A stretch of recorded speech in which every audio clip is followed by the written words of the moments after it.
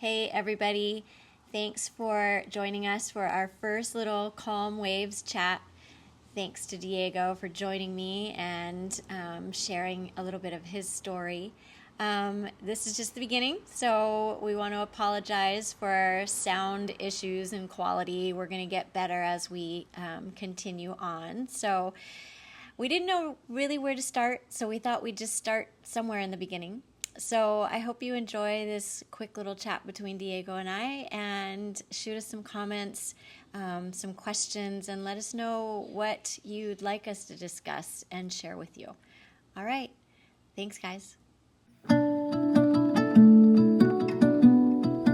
Hey, Diego. Hey, Mama. So it's our first little chat with everybody. Mm-hmm. Thanks for doing this with me. Mm-hmm.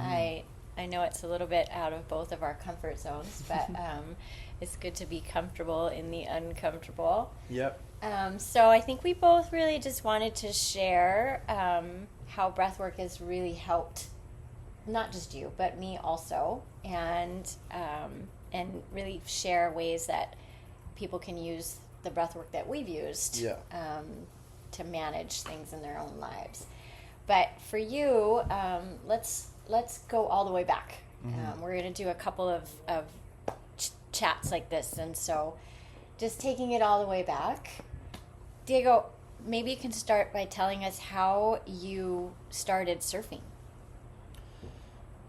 I started surfing. I think Dad pushed me in down at Flat Island when I was like 6 years old, probably, maybe even a little bit younger. Mm-hmm. And I remember there was like these tiny little ripples. They weren't even waves, and Dad would push me in, and it wasn't even at the actual Flat Island, so we would call it Diego Middles, and it would be like not even really a wave, but Dad would push me in, and I remember just like loving the feeling of being on a surfboard, and just it felt like flying to me when I was little. So I just became like addicted to that feeling and just wanted to surf. That's all I wanted to do. And I remember you wore like a face mask when you were surfing. Yeah, I wore goggles. I didn't like getting water in your eyes. It was hilarious. And I mean, I know as your mom that you always knew, even at a really young age, like right when you really started surfing by yourself, that you wanted to go all the way and be a pro surfer. And I guess I don't know, it seems like most kids might say that, but then they jump around to all these different, careers and whatever is interesting to them at the moment. But you have stuck with that one thing, competitive surfing at an elite level. Did you ever want to do something else, or was it really just the path for you? I think that it's like a very different path than a usual kid. Like through elementary school, middle school, and high school, like you don't go to in-class, like in-person school, so you're just always homeschooled because you have to be where the waves are during like the winter time, and you can't be like coming out of class and then driving up to the North Shore and getting up there in time for the swell. So I think that like that was probably the hardest part, was like not going to real school and not like having kind of that high school part of my life. But like if you're trying to be a pro surfer, you have to really commit from a young age to like, okay, this is what I want to do. Like I'm gonna go all in and do everything I can to like make this dream happen. So yeah, it was like, I mean, I kind of always wanted to be a professional surfer. I didn't really like consider like doing anything else. So like I was just the only thing that like I had on my mind, like not what ifs or like plan Bs. I just wanted to be a pro surfer. So when you were a little kid, you sometimes would be really intense, and I guess this speaks to that. And there's sometimes where I would describe it as when you have your remote control and the remote control runs out of battery and you can't change the channel on the TV, and you're frustrated because you're stuck watching something you don't want to watch, but you can't change the channel. Did you ever feel like that? Yeah, I felt like that a lot. Ever since I was little, I had moments where I was really fun and like a lot of fun to be around, and then I've always been like had a side of me that's kind of gets stuck like in a negative mindset and like It's really hard to get me out of it. Especially when I was younger, I used to like have like these freak out moments where I like just see red and don't even realize what happened until like 2 hours later. But yeah, that's why we're here to talk about the breath work that helped me. Well, and as your mom, I can say that you were like, you still are the most just hilarious, quick-witted guy. Mm-hmm. But then you'd also, I think the problems would come when you would have to make a decision. Yeah. And especially if we were rushing. Yeah. If the whole family's rushing and then all of a sudden we're asking you, you know, to make a decision, it would really throw you. Yeah.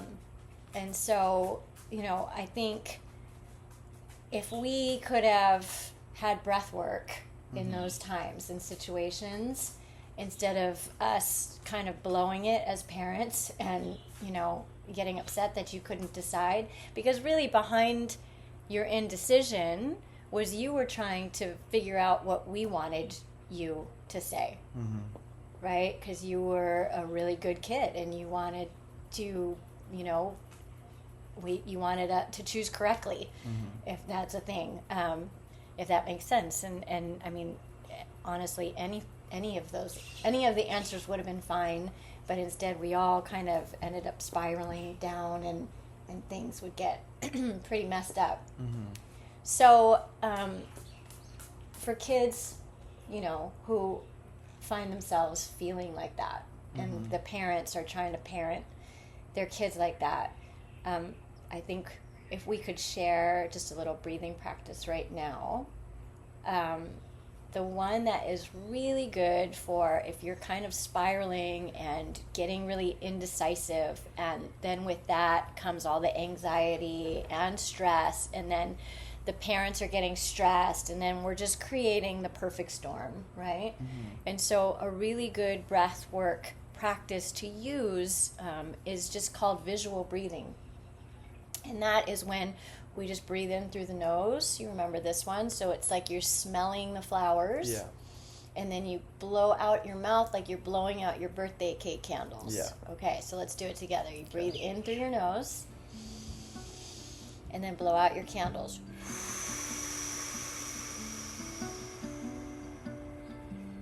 Breathe in through your nose. Blow out your candles.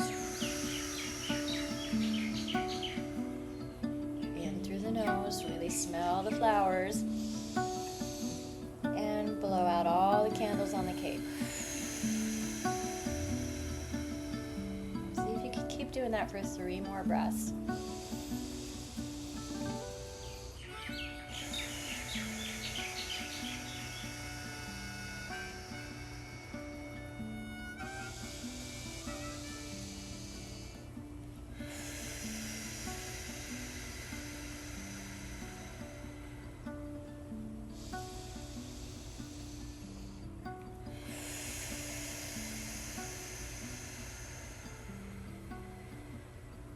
Job.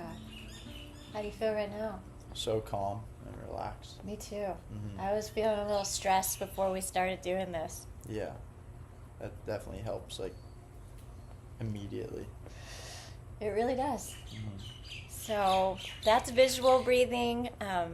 Try it. Try it with your kids. Try it with your parents. Yeah. And let us know how it feels. And we'll be back with more to share about breathwork. Thanks, everybody. Diego, are you going to go surfing? Oh, yeah, for sure, right now.